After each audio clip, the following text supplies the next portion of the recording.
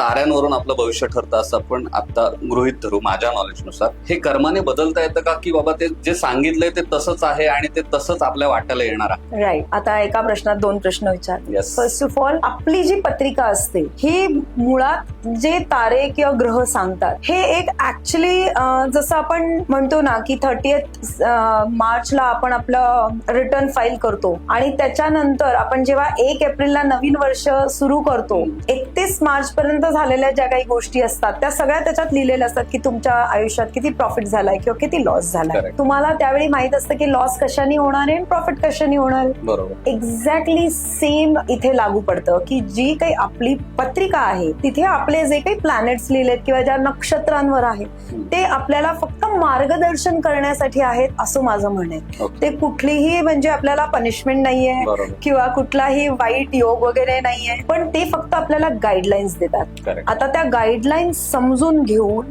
त्या पद्धतीने आपण जर वागलं तर ह्या सगळ्या गोष्टी चेंज करता येतात. तर दुसऱ्या प्रश्नाचं उत्तर असं आहे की जर आपल्याला आपलं भविष्य चेंज करायचं असतं तर ते कर्म आणि धर्माशिवाय कर्म आंधळं असतं असं माझं पूर्ण मत आहे. बरोबर. तर कर्म आणि धर्म अशी दोन्हींची सांगड घालून जर आपण केलं तर तुम्हाला तुमचं नशीब पूर्णपणे बदलता येतं.